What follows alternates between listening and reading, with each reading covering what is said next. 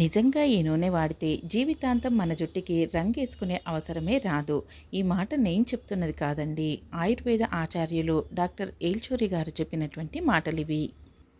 వారు చెప్పినటువంటి ఆ మంచి నూనెను ఈరోజు మన ఛానల్లో మనము తయారు చేసుకుందాం.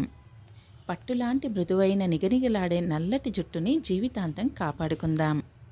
ఈ రెసిపీ తయారీ కోసం 1 లీటర్ మోతాదులో కొబ్బరి నూనెని తీసుకోవాలి. ఇది గానుగలో పట్టించినటువంటి కొబ్బరి నూనె. లీటర్ కొబ్బరి నూనెకి ఉసిరికాయలు 5 నుండి 6 కాయలు సరిపోతాయండి. అంతకంటే ఎక్కువ వేయాల్సిన అవసరమే ఉండదు. ఉసిరికాయలు పుల్లగా ఉంటాయి. డైరెక్ట్గా మనం పులుపుని జుట్టుకి ఎప్పుడూ అప్లై చేయనేకూడదు. కొంచెం రఫ్గా మారే ఛాన్స్ ఉంటుంది. ఆ రఫ్నెస్ని తగ్గించడం కోసం ఇక్కడ మనకు అలోవెరా, ఇంకా మరువం, ఇంకా వాటితో పాటుగా మెంతులు కూడా చాలా ఉపయోగపడతాయి.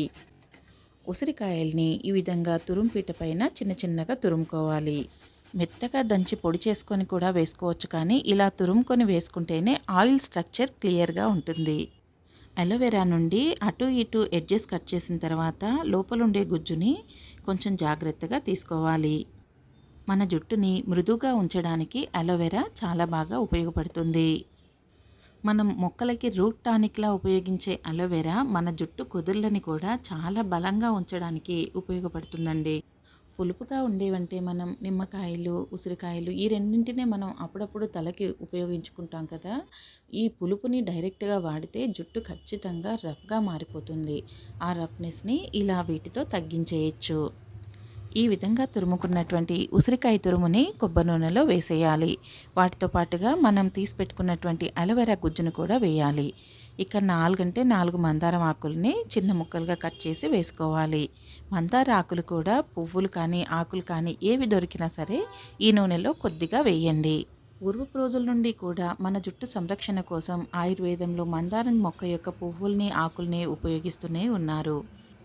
జుట్టు కుదుళ్ళని దృఢంగా ఉంచి పొడిబారకుండా చూడడానికి మందారం ఉపయోగపడుతుంది. స్టార్టింగ్ నుండి ఎండింగ్ దాకా మంటని కంప్లీట్గా లో ఫ్లేమ్లోనే ఉంచి మాత్రమే మనం నూనెని మరిగించుకోవాలి. అప్పుడే మనము వాటి నుండి కంప్లీట్ బెనిఫిట్స్ని పొందగలుగుతాము. ఉసిరి ఇంకా కలబందలో ఉండేటటువంటి సారం అంతా నూనెలోకి దిగిపోయిన తర్వాత మెల్లగా ఈ విధంగా రంగు మారిపోయి పైకి తేలుతూ ఉంటాయి. అడుగంటకుండా మధ్య మధ్యలో కలుపుతూనే ఉండాలి. కంటిన్యూస్గా కలుపుతూ ఉండాల్సిన అవసరం ఏమీ ఉండదండి. మధ్య మధ్యలో కలుపుకుంటే చాలు. లీటర్ కొబ్బరి నూనెకి ఇక్కడ చూపిస్తున్నంత మోతాదులో మరువం కొమ్మలు ఉంటే సరిపోతాయండి. వాటితో పాటుగా 1 టీ స్పూన్ మెంతులని కూడా వేసుకోవాలి.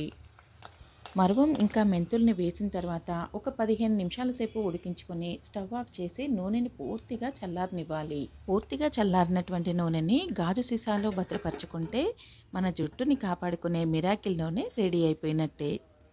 వాడిన ప్రతిసారి గోరువెచ్చగా చేసుకొని తలకి అప్లై చేసుకోవాలి. వీడియో నచ్చితే లైక్ చేయండి, సబ్స్క్రైబ్ చేయండి. Thanks for watching.